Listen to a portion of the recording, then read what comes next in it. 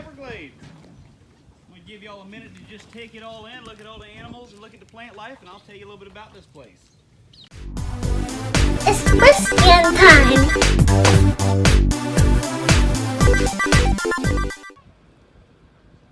I want to see Mama.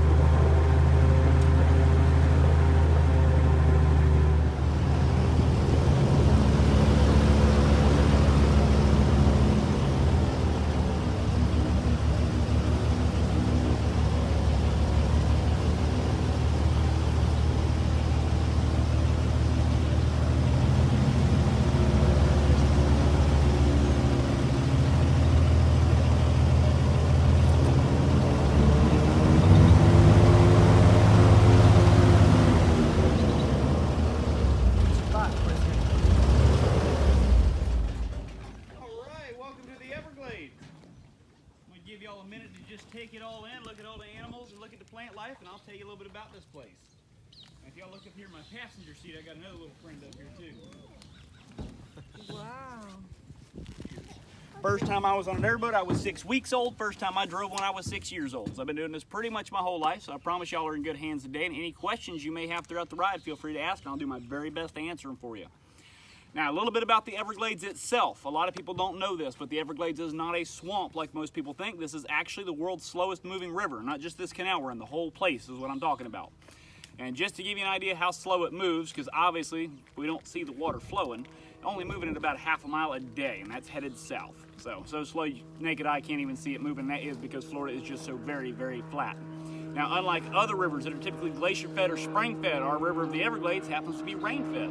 So our water comes from the sky, not from the ground, and to go right along with that, because we do have our rainy seasons and our dry seasons here in Florida, here in about another month, you'll be able to walk anywhere you want out there, not even get your boots muddy. Happens to us every year, just part of the seasons around here.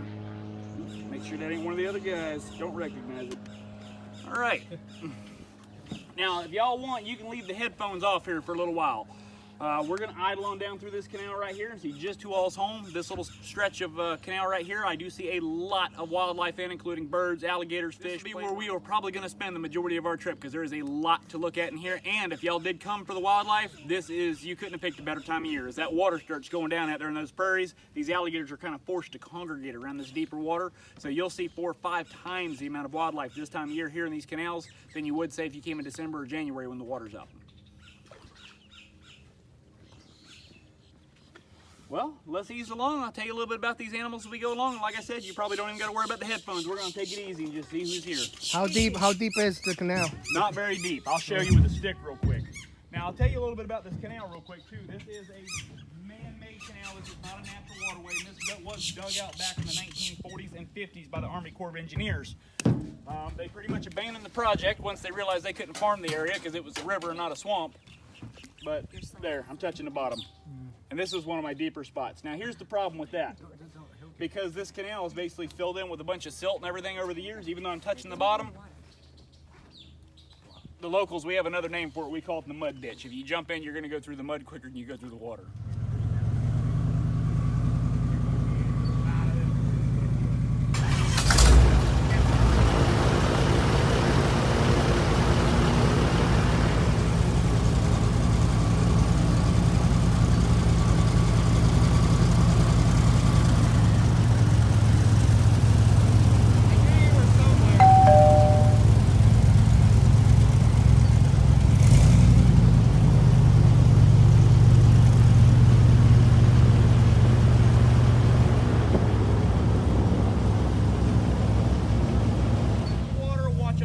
Watch up in the grass and the trees. You will see alligators anywhere and everywhere.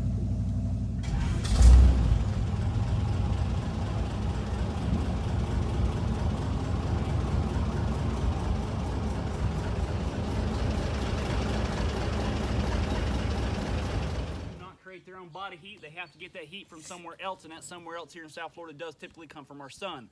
That's where them pointed scales on our back come into play. Those pointed scales on their back are called scutes. That's the actual scientific name for them. And underneath the surface of the skin, every one of those scutes is a little round bone plate, and it's kind of porous, like a pumice stone or a lava rock. And there's blood vessels that run through those pores. When them alligators are sitting out during the day like that, what they're doing is warming up those blood vessels. That way when the sun goes down later tonight, that warm blood already stored away, they can then circulate that warm blood through their body to help regulate and maintain their body temperature even after dark. Mini solar panels. You got it. Solar panels that turn into a radiator system. There you go. How big do they grow? Largest alligator ever caught on record actually came out of Louisiana, and that alligator was 19 feet 2 inches long. To put that in perspective for you, this boat we're on, from the very back to the very front, is about 16 feet. Wow. Big alligator. Yes, it is.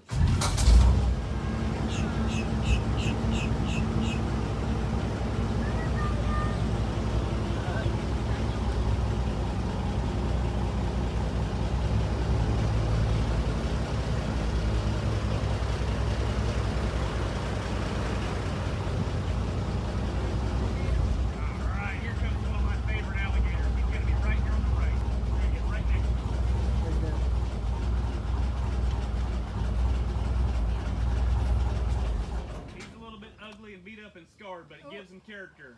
We actually call this guy stumping. If you'll look, he's missing about 2 feet of that tail back there.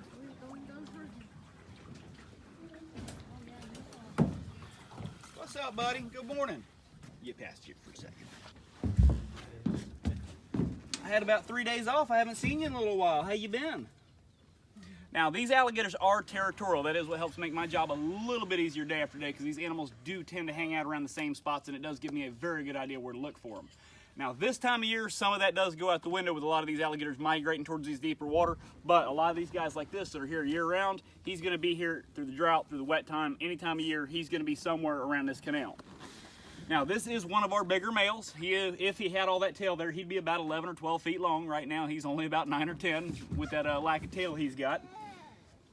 Now, another thing about these animals and crocodiles alike, they do only have peripheral vision, which means they only see things out the left and the right. Anything straight in front of them or straight behind them is a blind spot.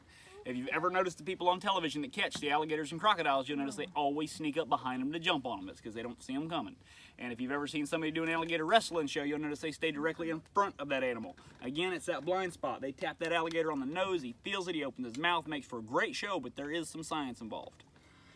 Now, even when our water is up and the prairies do have a little bit more water in them than what you saw today, we still find the majority of our alligators around this deeper water, and there is a reason for that.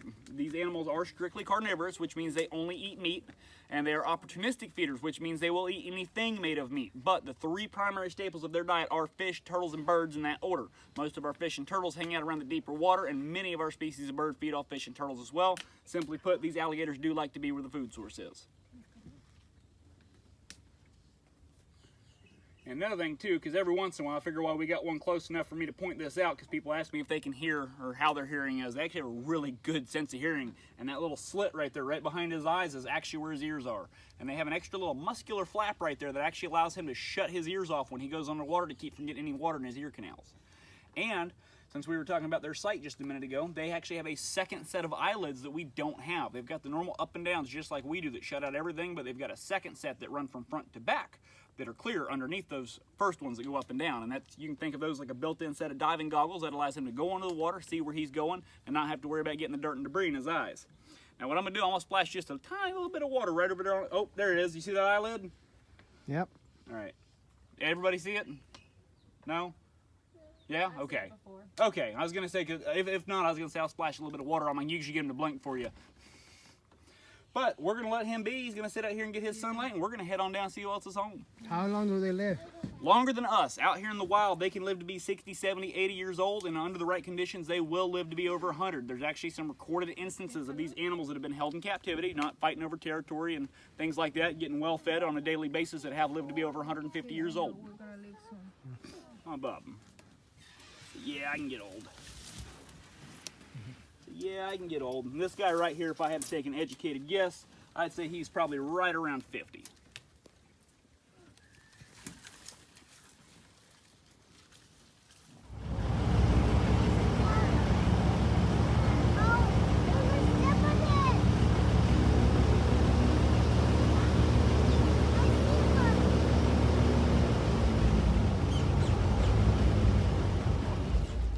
That means a 9-foot-long alligator could grab a bird off of a branch 6 feet above the water line.